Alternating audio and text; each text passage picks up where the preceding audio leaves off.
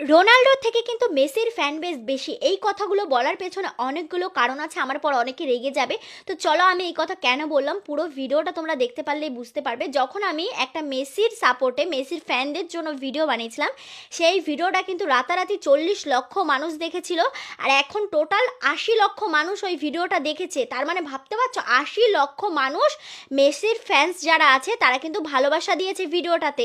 আর যখন আমি রোনাল্ডোর ভিডিও একটা বানিয়েছিলাম, মানে রোনাল্ডো সাপোর্টে রোনাল্ডো ফ্যান্সদের জন্য, তখন মাত্র 20 লক্ষ মানুষ দেখেছে। রাতারাতি মাত্র 20 লক্ষ মানুষ দেখেছে, যেখানে 40 লক্ষ 80 লক্ষ সেখানে 20 লক্ষ।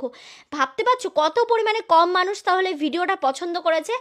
এখান থেকে কিন্তু আমি বুঝতে পেরেছি যে মেসির থেকে রোনাল্ডোর ফ্যানবেস হয়তো একটু হলেও কম আছে।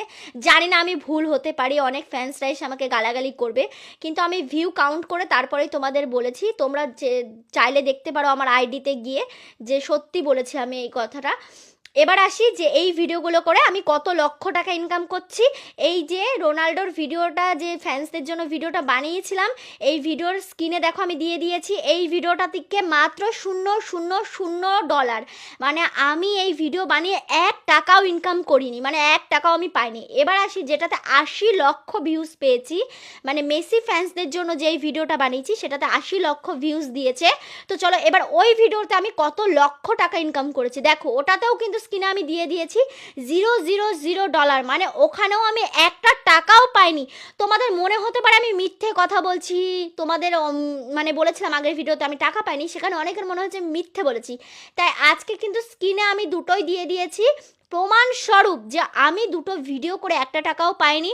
আর এই ভিডিওগুলো করতে কিন্তু অনেক পরিমাণে খরচা হয়, মেকআপ থেকে শুরু করে জার্সি থেকে শুরু করে সমস্ত কিছু কিনতে হয়। এবার মূল কথায় আসি, অনেকে আমাকে বলছে আমি ফুটবলের এফও বুঝি না, আর এইদিকে চলে এসেছি ফুটবল নিয়ে ভিডিও বানাতে।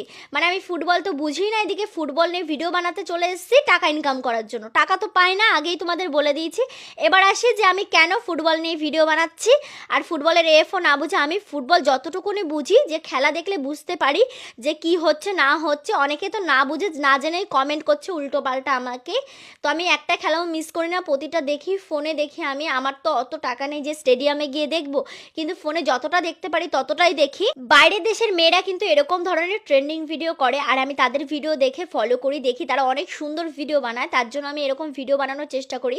বাইরের দেশের মেয়েরা যদি বানাতে পারে তাহলে আমরা বাঙালি মেয়েরা কেন পারবো না বলো? বাঙালি মেয়েরা তো আমরা পিছিয়ে পড়ে থাকবো না?